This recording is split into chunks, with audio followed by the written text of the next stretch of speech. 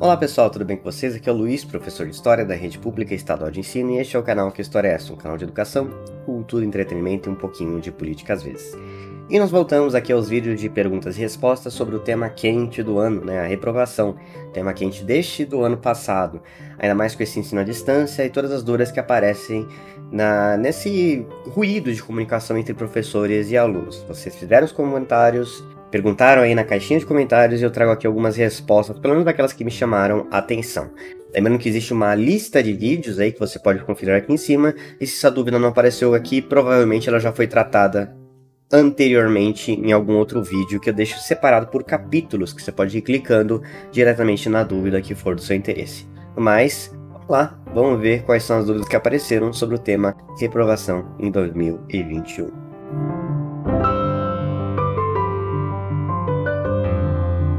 Começando aqui com o comentário do Alex Schwartz.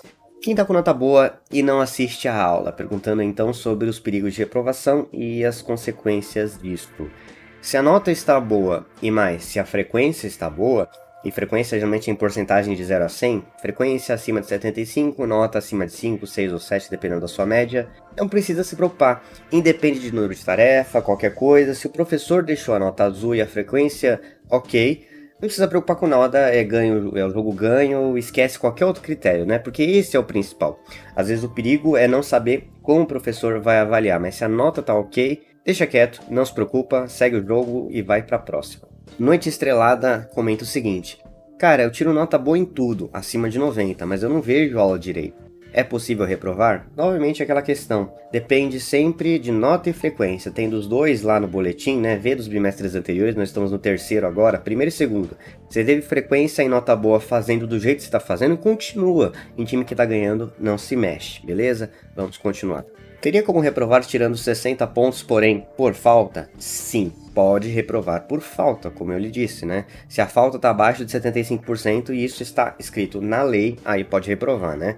Lembrando que aquele negócio de 75% de falta pode ser tanto na matéria, então você pode reprovar na matéria específica por não ter a frequência nela, aí você tem que fazer a recuperação daquela matéria por causa da falta, ou 75% no geral, ou seja, você tem tanta falta que você não tem 3/4 aí da presença na escola. Aí você pode reprovar por falta. O que a escola faz é, quando o aluno tem nota boa, pelo menos ela dá um toque para ele, dá trabalhos de compensação de ausência. Então transforma a nota em frequência, dá para fazer essa alquimia aí. Mas sim, dá para reprovar por falta, mesmo tendo notas boas, pelo menos segundo o regulamento. Jadiel Sassares comenta o seguinte: mano, eu tô morrendo de medo porque eu sou burra. Acho difícil, mas vamos lá. E eu não tenho muitas boas notas, tipo, eu não terminei o meu ano, porque veio a quarentena, e daí agora 2 anos depois eu tenho que ir à escola sem nem assistir aulas, nem online, nem presencial. Semana que vem tenho que começar a ir presencial, mas é prova, e eu não assisti nada. O professor mandou aulas de atividade de matemática no grupo, mas foi só 3 vídeos, minhas outras matérias. Mano, não tem como nem eu fazer nada, tô perdido. Bom, muitas escolas fazem o seguinte, acabam aplicando prova no retorno. Essa prova não é para punir, não é para pegar gente desprevenida e falar, olha só, eu tô vendo que você não estudou. É meio para avaliar, é fazer uma prova de baliza. Assim descobre quais são as maiores dificuldades ali da turma e pode fazer um trabalho dirigido de recuperação. Então, se a sua escola aplicou uma prova logo no retorno, não fica preocupado, só faz a prova, mesmo sem saber a maior parte das questões, porque o seu professor, se ele for um bom profissional, e eu acredito que a maior parte de nós é um bom profissional, ele vai saber que aquela prova não é para punir, nem pegar ninguém desprevenido, é só para saber quais são as maiores dificuldades daquela turma e poder fazer um trabalho de recuperação. Então não se preocupe com essas provas de retorno. Arthur Miguel pergunta o seguinte: a minha escola não tem nem prova, nem trabalho. Algumas professoras não faz nem presença. É só PET mesmo, estou no 7º ano.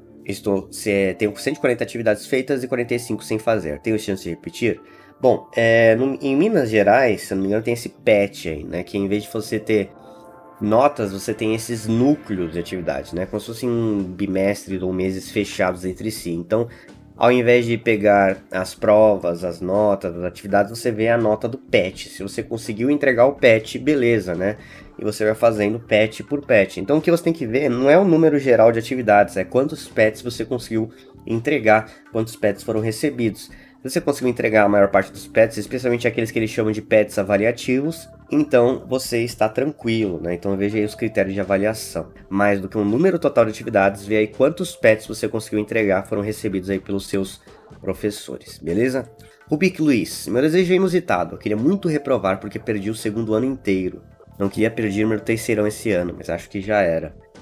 Seu desejo não é tão inusitado, eu não falo isso para diminuir, mas só para falar que você não está sozinho. Muita gente está querendo reprovar porque acha que não teve a experiência adequada, então acabam acreditando que o melhor é reprovar para fazer direito, por assim dizer, né? O que eu tenho a dizer é que isso é uma percepção equivocada, é capaz que você se sinta mais ressentido ainda de ficar para trás, caso tenha que reprovar e fazer tudo de novo por causa da quarentena. Então, assim, faz do jeito que dá, eu sei que não é o ideal, eu sei que a essa altura a gente já queria estar fazendo tudo normal e as escolas ainda estão patinando em tentar esboçar alguma normalidade, né? Exceto escolas particulares que estão conseguindo fazer um trabalho um pouco melhor porque tem mais recurso, a gente está tentando fazer e tá meio complicado. Então só faz o seu terceiro ano, não vai ser como você tinha imaginado, eu sinto muito, deve ser muito ruim ser adolescente aí nesses anos de quarentena, mas faz tranquilo e acredito que você tem que aproveitar os próximos anos aí na faculdade, quando a normalidade, enfim, vier, seja lá como for e da forma que ela vier. Então, eu respeito o seu desejo, mas eu não recomendo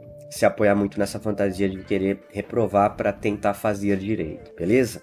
Vamos para a próxima. Eduarda Rodrigues questiona: professor, a nota 5 quer dizer que você está com vermelho ou azul? Então, depende. A maior parte das instituições, pelo menos as redes públicas, costumam usar a nota 5 como o limite, né? Então, nota 5 é azul e 4,9 já seria vermelho, né? Então, assim que tá no 5, você já tá azul, beleza? E tem aquela regra de arredondar para cima, então às vezes 4,5 já é 5, né? Então já 4,5 já seria mais ou menos uma azul, né? Então a vermelha de verdade seria 4,40, por assim dizer. De toda forma, 5 costuma ser azul, exceto naqueles sistemas em que o professor vai dizer a média é 6, a média é 7. Aí nesse caso 5 seria uma nota vermelha, mas geralmente nota 5 é nota azul, beleza? Jesse Matias Valadão pergunta: tem uma dúvida, se eu reprovar por falta, tenho direito à recuperação? Não, se você reprovar acabou, né? Não tem direito à recuperação nenhuma, isso já seria o resultado final. Mas, caso uma disciplina esteja lá com problema de faltas aí do meio do ano, por exemplo,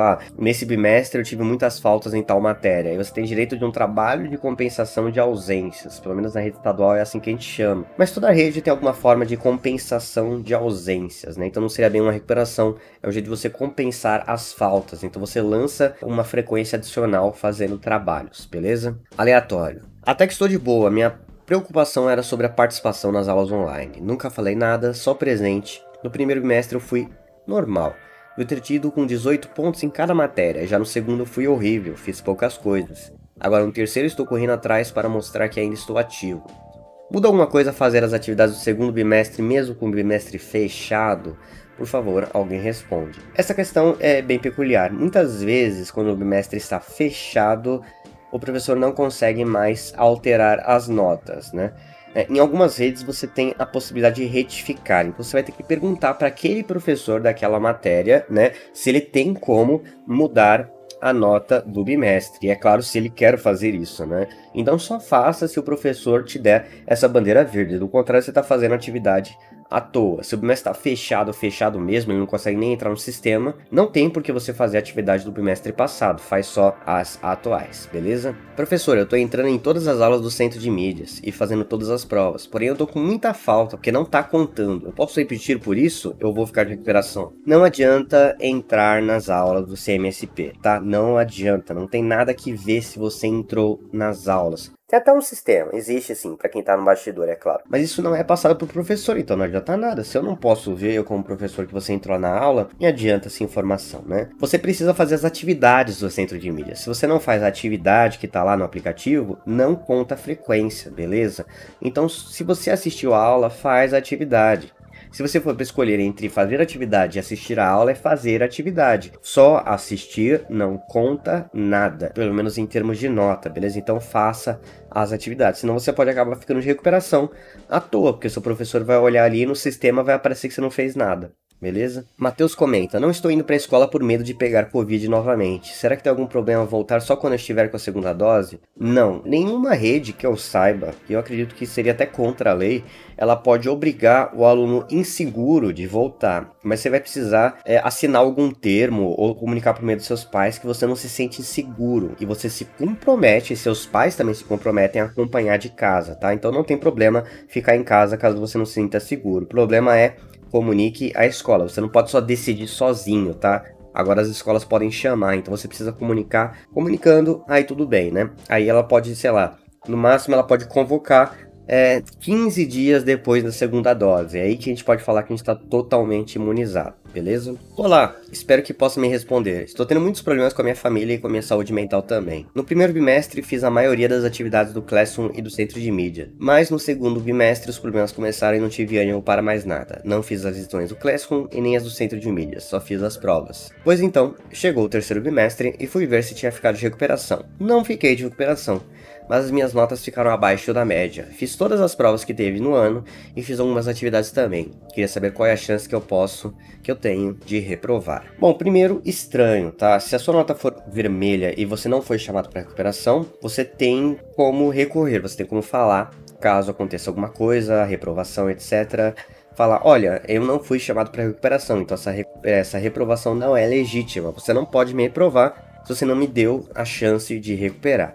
Mas calma, não vamos chegar a tanto. Continua fazendo as suas lições, fazendo o que você pode, né? Faz esse questionamento, pergunta por que você não foi chamado para recuperação e espera aí no quarto bimestre se vai ter recuperação ou não. Se de novo eles não te responderem, se não te derem a chance de recuperação e derem nota vermelha, aí você entra com um recurso, porque eles têm que comunicar a sua reprovação e te dar uma chance de reclamar do resultado. Aí você pode simplesmente recorrer e ganhar. Nenhuma escola vai correr o risco de reprovar um aluno que está com uma razão, né? Porque não faz sentido reprovar alguém que nem teve a chance de recuperar, beleza? Carlos Eduardo pergunta: professor, no espaço onde ficam as notas no meu boletim estão os tracinhos, significa que eu fiquei sem nota? Tá no boletim do segundo bimestre? Sim. Ou você tá sem nota porque não foi atualizado ainda, né? Então vai verificando aí, né? Como é que tá, mas geralmente é porque não tem nota ainda, então seu professor ainda tem chance de receber os trabalhos e atualizar ali no sistema. Beleza? Então é sem nota, não é zero nem nada do tipo. É um jeito de falar que não é zero, que eles ainda estão abertos no sistema, ainda não atualizou, ou tem chance de você receber se você mandar alguns trabalhos. Nekene pergunta: bom, eu quero tirar uma dúvida. Eu reprovei ano passado e estou com um psicólogo todo ferrado por causa disso. Será que eu consigo um emprego no futuro? Essa é uma questão muito interessante de escola e futuro. A escola é um guia, é uma referência, é claro, mas nada garante que um aluno com notas totalmente boas vai conseguir um emprego, assim como um aluno com notas ruins não vai conseguir um emprego. É uma ajuda, é um guia, é claro que ajuda você a se empenhar nas matérias, você ter aí uma orientação do que você vai fazer, você descobriu que você é bom, mas não é algo que determina o futuro. Então, um aluno que reprova, um aluno que tem um problema de nota, não é um aluno que vai ter problemas no mercado de trabalho. Então, fique tranquilo em relação a isso. Ou fique intranquilo caso você seja um bom aluno, porque você não tem garantia de nada, né? Porque o futuro realmente é você quem faz, além de sorte, é claro, né? Jonatas Barbosa: não querendo criticar, até porque só estão fazendo o seu trabalho, mas os professores estão sobrecarregando demais nós alunos. Quarta-feira eu fiz ao menos 13 atividades essa semana, ainda tem mais para eu fazer.